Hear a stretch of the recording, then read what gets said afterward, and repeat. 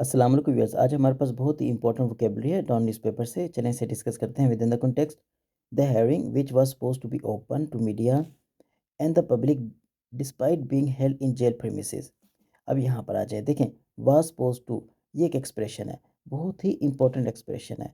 इसको आपने सीखना है। देखें, जिनको ये एक्सप्रेशन आता है ना, जब वो आपसे बात करते हैं इंग्लिश में, तो वो इस एक्सप्रेशन को यूज़ करते हैं। और अगर आप इस एक्सप्रेशन से अवेयर नहीं हैं, तो फिर होता क्या है, आप मज़ीद यानी कि अपॉइंट हो जाते हैं अपनी स्पोकन इंग्लिश से। तो इसको आपने आज सीखना है। देखें जी, हमारे पास जो ओरिजिनल एक्सप्रेशन है ना, वो है बी सपोज टू। देखिए, बी प्रेजेंट टाइम में इज आर एम, और पास्ट टाइम में वाज वर की हम बात कर रहे हैं। देखें, this expression is used for showing expectations. जब हमें उम्मीद होती है ना किसी से, फिर हम इस एक्सप्रेशन को यूज़ करते हैं। फॉर एग्जांपल, मुझे उम्मीद है आपसे कि आप सच बोलें। मैं इस एक्सप्रेशन को यूज़ करते हुए किस तरह सेंटेंस बना सकता हूँ? You are suppose to tell the truth. ठीक हो गया। अब इसको हम पास्ट में भी यूज़ कर सकते हैं। ठीक है ना? बी, जैसे कि वाज़ और वर, मैंने बताया कि बी वाज़ और वर होता है पास्ट में। देखें, मुझे एक्सपेक्टेशन थी मेरे दोस्त के ऊपर कि वो मुझे पार्टी में इनवाइट करेगा, लेकिन हुआ क्या, उसने इनवाइट नहीं किया। अब इस एक्सप्रेशन को यूज़ करते हुए मैं किस तरह सेंटेंस बनाऊँगा? He was supposed to invite me. अब यहाँ पर देखें, जो हेयरिंग हुई, which was supposed to be open.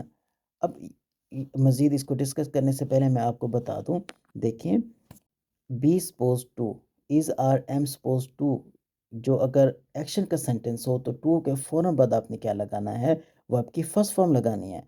अगर एक्शन का सेंटेंस ना हो, जिसमें एक्शन ना हो रहा हो, तो उसके अंदर आपने बी इस्तेमाल करना है। For example, you are suppose to be happy. अब देखिए, हैप्पी एक्शन वर्ब तो नहीं है ना, तो फिर हमने क्या किया? बी लगाया। You are suppose to be happy. Yes. अब यहाँ पर हो क्या रहा है? अब देखें, पास में इसका इस्तेमाल किया गया है, आगे ओपन है। ओपन जो है हमारे पास, ये वर्ब नहीं है, ये एडजेक्टिव है, तो इसलिए हमने बी का इस्तेमाल किया। Okay. Which was suppose to be open. अब एक्सपेक्टेशन क्या की जा रही थी कि वो जो हेयरिंग थी, वो मीडिया और पब्लिक के सामने, यानी कि उनको ओपन करना था, उनके सामने होनी थी। उस यानी कि वो जो हेयरिंग थी वो मीडिया पर भी आनी थी। अब हुआ क्या है, फिर उससे आगे वो क्या कहना चाह रहे हैं? डिस्पाइट के बावजूद being held in jail premises. Premises होता है हदूद, जेल की हदूद में। ठीक है ना? वो जो हेयरिंग थी वो हुई। अब उससे, यानी कि लोग एक्सपेक्ट एक्सपेक्ट क्या कर रहे थे?